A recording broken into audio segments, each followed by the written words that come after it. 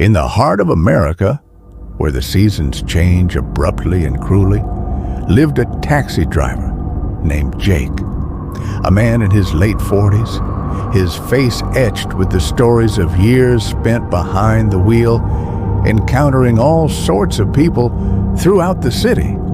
But that bitterly cold winter night was different, a night he would never forget, a night that redefined the boundaries of terror and mystery. It was nearing midnight in a city whose name I can't quite recall on one of the East Coast states. The fierce December wind howled outside the window of the yellow taxi, and freezing raindrops lashed harshly against the windshield. There were very few cars passing by, and the dim lights of closed shops barely penetrated the thick fog. Jake was contemplating finishing his shift.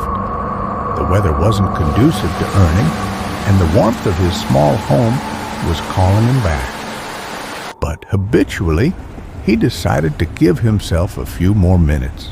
Perhaps one last chance would present itself. Moments later, the GPS screen on his dashboard lit up, displaying a new request. A little odd, as the location was only a few blocks away, in a dimly lit alley that was usually completely deserted at this late hour. Jake sighed and turned his wheel toward the address. When he arrived, his car was the only one in the eerie alley. His red brake lights illuminated the rusty iron gate of an old, seemingly abandoned building. No one was in sight. He was about to cancel the trip when the gate slowly opened and a tall figure emerged, wearing a dark coat and a hat that almost completely obscured his face. The man seemed to have slipped out of the darkness itself. Silently, the man opened the back door of the taxi and got in. He didn't say a word, just the sound of the door slamming, which shook the car in the stillness of the night. A strange smell filled the air, a mixture of old dirt, metal, and something else Jake couldn't identify. Jake glanced in the rearview mirror, trying to make out the passenger's features, but the darkness inside the car was a powerful ally. After a few moments of heavy silence, Jake decided to break the ice. A strange feeling washed over him, a mixture of exhaustion and extreme caution. His customer didn't seem like the type to engage in conversation, but professional etiquette dictated asking, "Where to, sir?" Jake's voice was low and slightly strained. "It's raining heavily tonight." Another silence, longer and more intense than the first. Then came the voice. It was deep, rough, and sounded as if it hadn't been used in ages. A voice that made you wonder, was this man ill or simply tired? "To Greenwood Station," but not the main station, "to the industrial area, the abandoned building on Country Road 44. Here, Jake froze in his seat. Greenwood Station? That was about an hour and a half's drive in normal weather. In this storm, it could take 2 hours or more. And more importantly, the industrial area and the abandoned building? That wasn't the destination of any sane person at this hour. "Excuse me, sir. This is a very long way and the road is barely visible. The fare will be exorbitant." At that moment, the customer shifted in the back seat. Jake could no longer see his reflection in the mirror. The driver felt the customer lean forward, and before Jake could ask, he saw something glinting in the darkness. The customer was reaching out from the side, and that hand held a wad of cash. It wasn't just a few bills, it was a huge stack of $100 bills wrapped in rubber bands. It was bigger than any fare Jake had ever seen. The man placed the wad on the seat next to Jake and then spoke his decisive words. "This is $3,000. Yours right now. No questions, no stops, and just go as fast as you can. Do you agree? $3,000. That sum represented 2 months' rent, plus some of what Jake needed to treat his wife's ailing foot. It was an offer he couldn't refuse. In mere seconds, all of Jake's worries vanished, replaced by overwhelming greed and desperate need. Jake, swallowing hard, trying to hide his surprise. "Deal. Done deal, sir. I just need to make sure I'm on the right route to Country Road 44. Jake picked up the heavy wad of cash. The smell of new bills now mingled with the strange odor that filled the car. He quickly stuffed the money into his inside pocket, then started the engine again, but this time with a different feeling. He was no longer just a struggling taxi driver. He was the hero of his own mysterious story. Jake picked up the heavy wad of cash.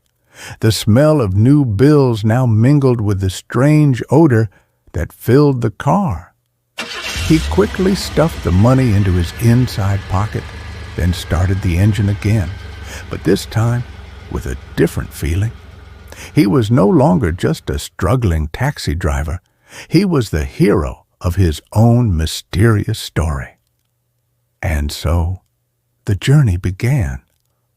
The first few hours were a battle against nature. The rain turned to light snow, and the highways. The rain turned to a light snow, and a slippery, treacherous layer of ice covered the highways. Despite this, Jake drove at the speed the customer had requested, pushing the yellow cab beyond its usual range. Every time he turned, he glanced furtively in the rearview mirror. The customer was still, silent, like an ice statue in a coat. After about an hour, the city began to disappear behind them. The well-lit roads gave way to narrow, dark country lanes, and the silence was broken only by the squeak of the windshield wipers and Jake's heavy breathing. That's when an uneasy feeling began to creep into Jake's mind. The driver recalled the customer's words, "No questions, no stops." But why all the mystery? What was a man carrying that much cash doing on a night like this, heading towards an abandoned building? Was he a dealer, a fugitive, or something worse?